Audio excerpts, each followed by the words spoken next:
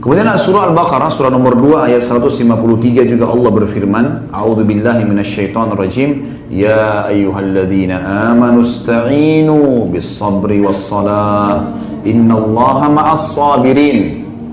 Hai orang-orang yang beriman, ista'inu, jadikan sebagai pertolongan kalian dari semua masalah, kecil atau besar, bis-sabri was-salah, sabar dan sholat.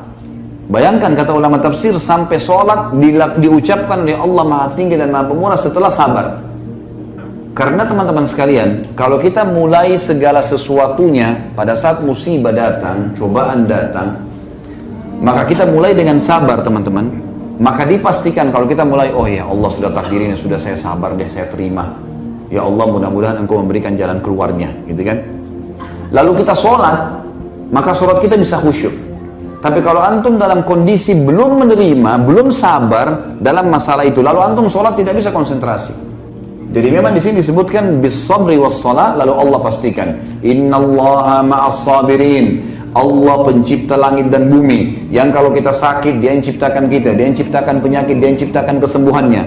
Kalau sedang ada orang yang mengganggu, dia yang menciptakan kita, dia yang menciptakan orang yang mengganggu itu, dan dia juga yang bisa membinasakannya. Kalau sedang ada nikmat, dia yang menciptakan kita, dia yang menciptakan nikmat, dia yang bisa mempertahankannya dan menambahkannya. Maka Allah berkata, sungguhnya Allah bersama dengan orang-orang yang sabar. Sabar dalam ketaatan, sabar dalam meninggalkan kemaksiatan. Juga dalam surah Ghafir, surah nomor 40. Tentu tadi itu yang Al-Baqarah tadi 153 ya, maaf. Kemudian surah Ghafir ayat 4, surah nomor 40 atau surah Mukmin ini ya. Dalam surah ini ada dua ayat disebutkan yang sama, ayat 55 sampai ayat 77. Maaf, ayat 55 dan ayat 77. A'udzubillahi minasyaitonirrajim, fasbir inna wa'dallahi haqq. Sabar, janjinya Allah benar. Benar janji Allah. Orang sabar diampuni dosanya, orang sabar diberikan pahala berlipat ganda. Nanti akan kita jelaskan. Orang sabar dijanjikan kedudukan dan kekuasaan di muka bumi. Ada semua ayat tentang yang kita bacakan masalah itu. Sungguhnya janji Allah benar. Sabar sedikit di dunia, mati masuk surga. Benar semua itu. Yang mirip dengan itu teman-teman sekalian adalah surah Ar-Rum. Juga surah Ar-Rum, surah nomor 30 ayat 60. Allah yang Maha Tinggi dan Maha Pemurah berfirman, A'udzubillahi minasyaitonirrajim, fasbir inna wa'dallahi haqq wa la yastakhifannaka alladhina la yuqinun. Sabarlah, sesungguhnya janji Allah benar. Patuh, diganggu orang kita tidak layani, tetap kita mulia. Barang kita hilang, kita sabar, ikhtiar, terima dari Allah, ikhtiar cari hilang, sudah pasrahkan kepada Allah. Sesungguhnya janji Allah benar, pasti Allah akan gantikan ya. Dan jangan sampai kamu tergoda, kata Allah, la yastakhiffannak alladzina la yuqinun, dari orang-orang yang tidak yakin dengan ini. Jadi kalau lagi ada cobaan, mana ayat ini adalah jangan berteman dengan orang-orang yang tidak yakin dengan Allah. Lagi ada musibah teman-teman, jangan bicara sama ahli fasaqah.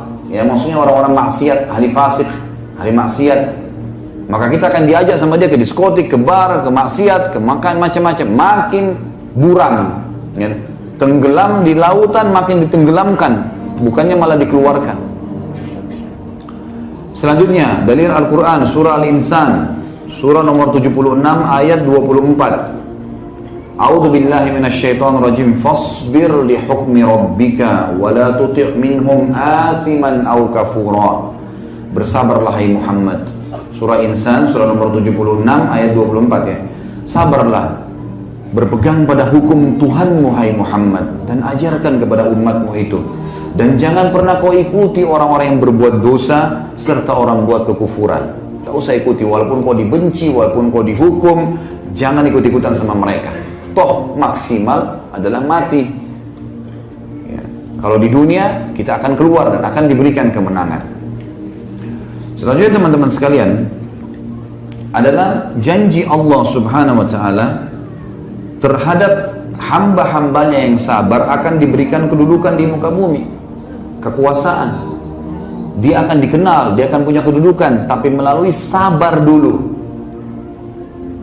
Dikatakan dalam surah As-Sajdah, surah nomor 32 ayat 24, A'udzubillahi minasyaitonirrajim, wa ja'alna minhum a'immatan yahduna bi amrina lamma sabaru wa kanu bi ayatina yuqinun. Dan kami jadikan mereka sebagai a'immah, pemimpin-pemimpin yang akan menjalankan petunjuk-petunjuk kami di muka bumi sesudah mereka sabar dan mereka yakin dengan ayat-ayat kami. Jadi teman-teman, kalau kita lagi dicoba, diuji, lalu kita kembali ke jalan Allah, iman kita makin kuat. Nanti setelah itu Allah kasih antum kedudukan, dikasih jabatan, dikasih harta, dikasih pasangan, dikasih keturunan. Datang cobaan seberat apapun setelahnya, kita akan tahu bagaimana menghadapinya. Juga Allah Subhanahu wa ta'ala memuji orang-orang yang sabar. Seperti misalnya surah Ibrahim. Allah memuji orang-orang yang sabar. Surah Ibrahim, surah nomor 14 ayat 5. A'udzubillahi minasyaitonirrajim. Wa dzakkirhum bi ayyamillahi inna fi dzalika laayatin likulli sabbarin syakur. Setiap ada orang mau lalai, setiap ada orang sudah mulai kepada kemaksiatan, datangnya ke orang saleh. Dan orang saleh ini disuruh ingatkan, wa dzakkirhum bi ayyamillah, ingatkan hari-hari ketemu dengan Allah, kematian, surga dan neraka. Ingat itu semua. Sesungguhnya pada yang demikian itu, peringatan-peringatan tentang akhirat dan hari-hari bertemu dengan Allah, beratnya siksaan di neraka, beratnya siksaan di alam barzah, nikmatnya surga yang melimpah dan kekal di dalamnya. Ingatkan, dan itu ada tanda-tanda kebesaran kami, ya, kebesaran, tanda-tanda kebesaran bagi orang-orang yang sabarin syakur. Sabar ini sehingga mubalagah teman-teman. Artinya super sabar dan syakur, super syukur gitu. Subhanallah, semua lisannya alhamdulillah, alhamdulillah. Ya sudah, innalillahi raji'un. Saya terima, ya Allah saya terima. Selalu begitu. Kemudian juga dalam firman Allah, Allah memuji tentang laki-laki dan perempuan yang sabar dalam surah Al-Ahzab, surah nomor 33 ayat 35. A'udzubillahi minasyaitonir rajim, potongan ayatnya, was-sabirina was-sabirat.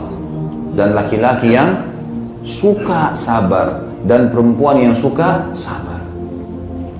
Teman-teman, sampai ulama mengatakan begini, banyak orang tidak sadar pada saat cobaan sedang datang sebenarnya Allah sedang memangkas umurnya dia dalam ketaatan. Kalau kita lagi ada cobaan teman-teman sekalian dan kita kembali ke jalan Allah, kita akan tersibukkan untuk mencarikan jalan keluarnya. Kita akan tersibukkan berdoa. Gak ada orang lagi sakit parah lalu kemudian dia mau maksiat, larinya kepada jalan Allah. Maka Allah sedang memangkas umurnya dalam ketaatan, dan itu nikmat yang tidak bisa dibeli. Antum jangan heran kalau lagi ada cobaan, kita bisa nangis dalam doa. Kalau kembali ke Allah, nangis, ya Allah kenapa, ya Allah gini, ya Allah mudahkan, ya Allah berkah, ya Allah angkat. Tapi kalau antum sudah hilang dari musibah itu, dari cobaan itu, kita mau nangis susah, gak bisa. Doa pun kadang-kadang kita malas. Kalau kita tahu teman-teman pahala waktu sedang ada cobaan, bagaimana besarnya Allah balas karena kehusyuan dalam doa, kehusyuan dalam sholat, ini luar biasa. Saya pernah teman-teman sekalian, satu keadaan, pengalaman pribadi, saya sedang hadapi sesuatu, kemudian saya mau minta jalan keluar sama Allah. Cukup lama, beberapa bulan belum selesai permasalahan. Kemudian subhanallah saya mau khutbah Jumat, lalu saya duduk, masuk di masjid, di depan tempat masjid, di depan tidak ada orang lihat gitu. Ada celah antara mimbar sama tempat itu, kemudian saya sholat.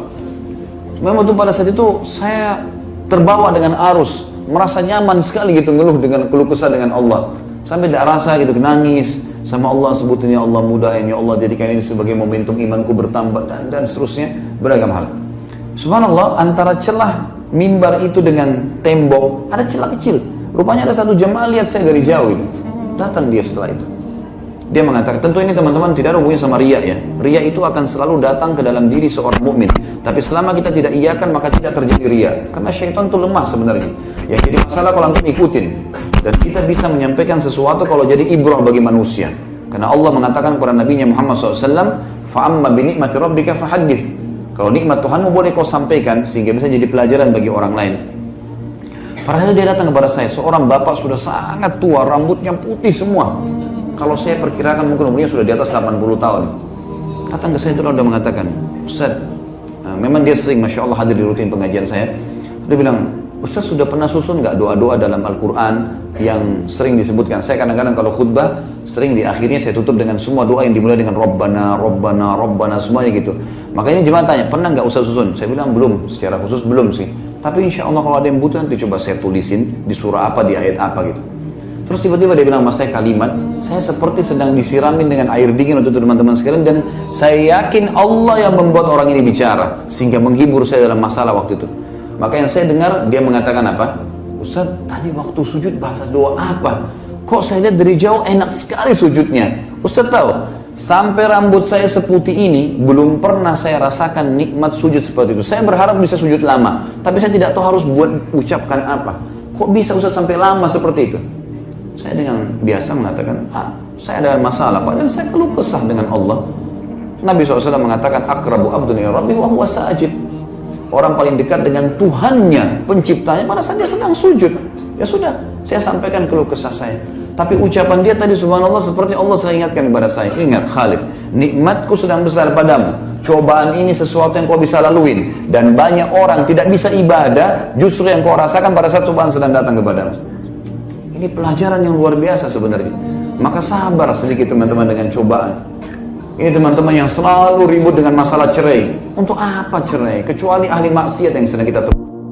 Sabar ukhti, sabar akhi. Sabar, ingatkan pasangan, doakan.